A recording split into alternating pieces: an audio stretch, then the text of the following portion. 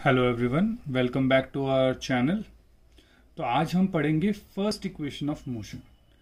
जैसा हमने last lecture में हमने इक्वेशन ऑफ मोशन हमने तीनों देखी थी और तीनों के अंदर हमने देखा था कि कैसे कैसे टोटल जो वेरिएबल्स होते हैं वो 5 होते हैं और हर इक्वेशन के अंदर 4 ही वेरिएबल होते हैं, जिसमें हमने बताया था कि u initial velocity, v final velocity, a acceleration और t टाइम होता है।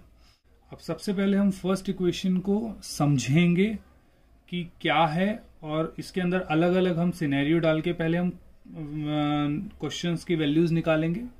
हम सिर्फ u, v और a की वैल्यूज खुद डालेंगे और निकालेंगे, जिससे आप लोगों को एक आइडिया रहेगा कि अच्छा इस तरीके से होगा। उसके बाद हम क्वेश्चन सॉल्व करेंगे तो आप लोगों को थोड़ा और मजा भी आएगा प्लस समझ भी आएगा। नहीं तो उससे पहले एक्चुअली क्या होता है कि हम कुछ भी करते रहें, बच्चों को समझ नहीं आ पाता कि हाँ ये हुआ कैसे, राइट। तो पहले हम खुद कुछ वैल्यूज जनरेट करके हम दूसरी वैल्यूज निकालेंगे और उसमें देखेंगे कि कैसे वैल्यूज चेंज होती हैं, राइट। ये सारी वैल्यूज जब हम ग्राफ समझेंगे तब भी सारी की सारी वैल्यूज काम आएंगी। तो प्लीज मेक श्योर कि ये सारी वैल्यूज को ध्यान रखें कि कैसे निकली हैं, राइट। इन्हें याद करने की जरूरत नहीं है, लेकिन केसेस हमें जरूर याद होने चाहिए कि भाई कौन सा कितने केस थे। जैसे अभी मैं कराना शुरू करूंगा आप लोगों को, राइट। और फिर हम ग्राफ बाद में ग्राफ बनाएंगे जब हम ग्राफ पढ़ेंगे, लेकिन हाँ ये डाटा वहां पे एग्जैक्टली यूज होगा तो मैं आप लोगों को कहूंगा कि वापस से वही डाटा यूज करिए, राइट। तो आइए शुरू करते हैं first equation of motion. First equation of motion क्या है? v is equal to U plus A T, जिसमें v हमारी फाइनल वेलोसिटी थी, u इनिशियल वेलोसिटी होती है, a एक्सेलरेशन होता है और t टाइम होता है। अब इसमें है क्या कि v is equal to U plus A T, A T मतलब मल्टीप्लाई हो रहा है, एक्सेलरेशन और टाइम मल्टीप्लाई हो रहा है, राइट।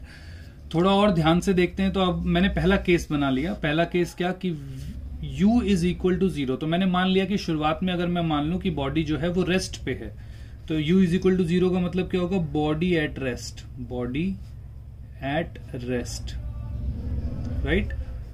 तो कहीं भी बॉडी एट रेस्ट आपको दिखे तो आपको समझ में आ जाना चाहिए कि u 0 बोल रहा है वो, या a body starts, body starts, right, with initial velocity 0, with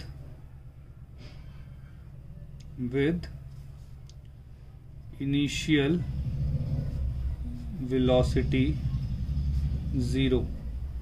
या फिर कहीं बोला जाए कि a ball drops, a ball drops। ये तीन केसेस कहीं पे होंगे तो आपको समझ में आ जाएगा कि इनिशियल वेलोसिटी क्या है? 0। लास्ट क्लास में मैंने ये बताया था कि ये वाली इक्वेशंस तभी वैलिड होती हैं जब एक्सेलरेशन कांस्टेंट होती है, यूनिफॉर्म एक्सेलरेशन का केस, राइट। तो अब हम क्या करते हैं कि एक्सेलरेशन को हमने एक वैल्यू मान ली 10 मीटर पर सेकंड स्क्वायर। ये इसलिए मानी है कि जनरली ये वाली वैल्यूज बहुत आती हैं, राइट। तो हम एक आइडिया रहेगा कि अच्छा जब 10 होगी तो क्या क्या वैल्यूज होंगी, राइट।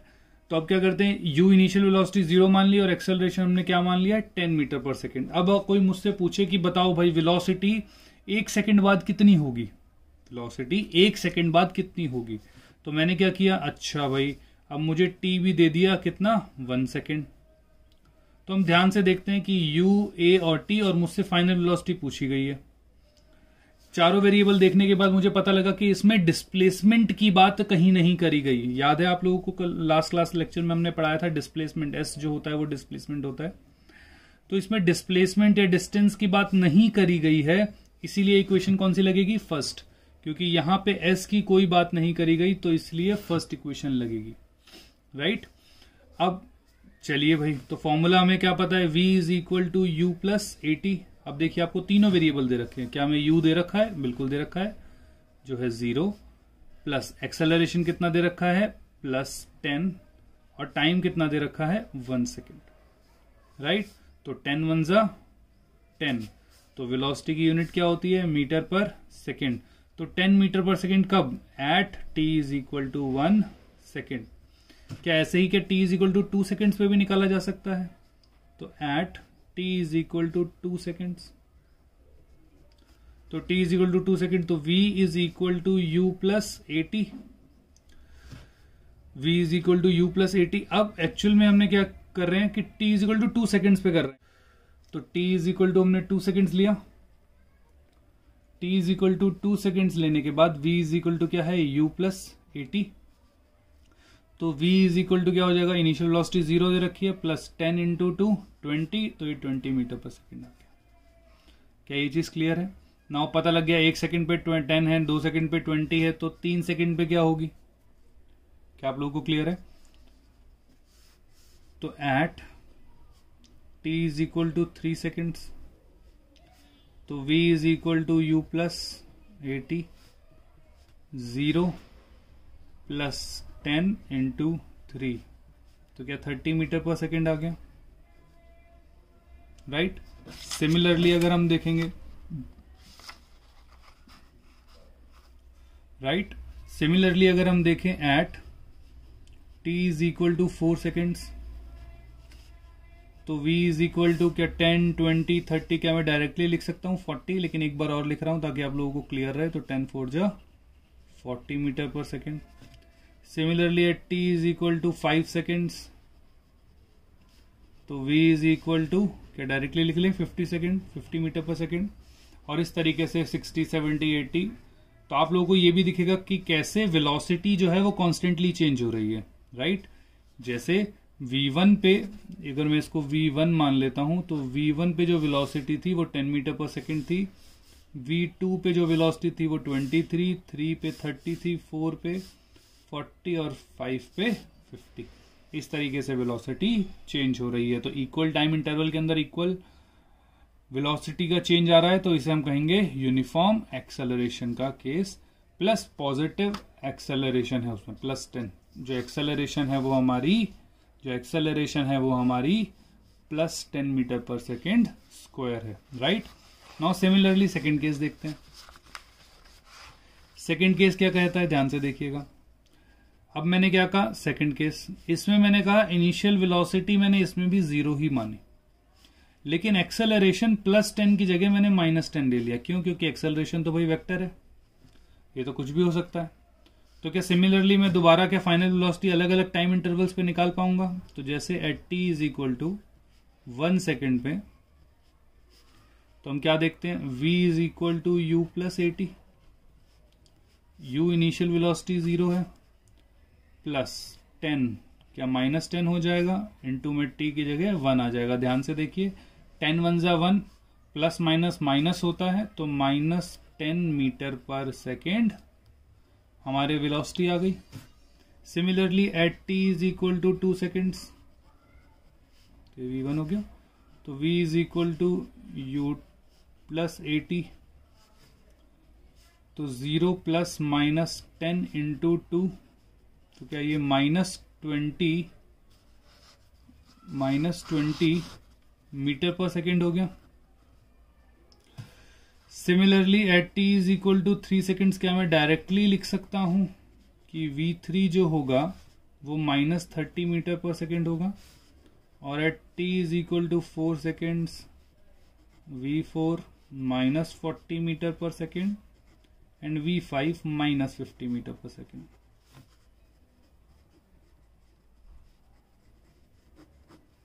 क्या आप लोगों को सेकेंड केस क्लियर है?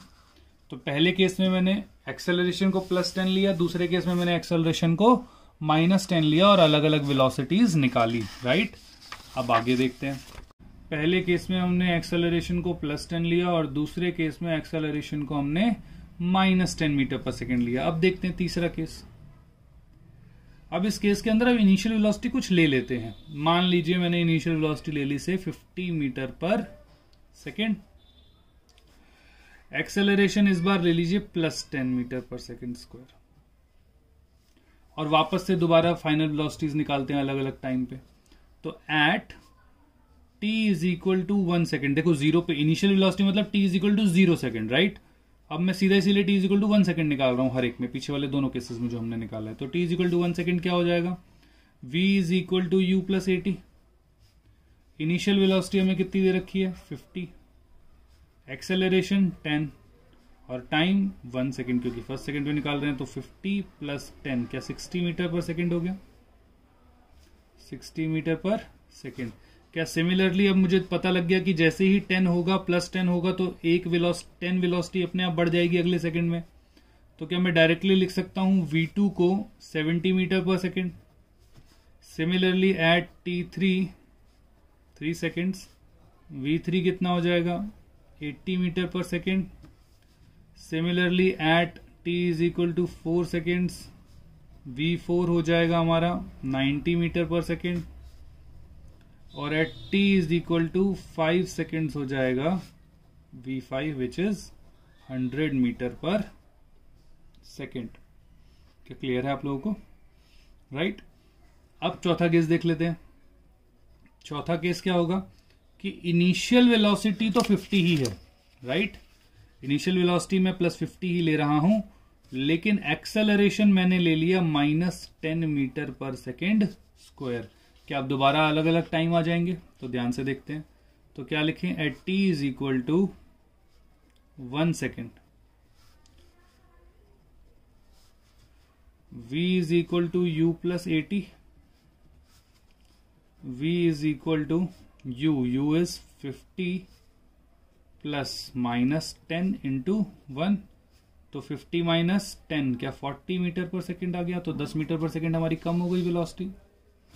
Similarly at t is equal to 2 seconds, ध्यान से देखिएगा, तो v is equal to u plus 80, तो v is equal to 50 plus -10 into में 2 is equal to 50 minus 20 30 metre per second. तो similarly at t is equal to 3 second पे क्या 10 metre per second और कम हो जाएगा, तो ये v1 ये v2 और v3 कितना हो जाएगा 20 metre per second. Similarly v4 जो हो जाएगा क्या वो 10 मीटर पर सेकेंड हो जाएगा, और v5 जो हो जाएगा वो 0 मीटर पर सेकेंड हो जाएगा। क्या आप लोगों को क्लियर है?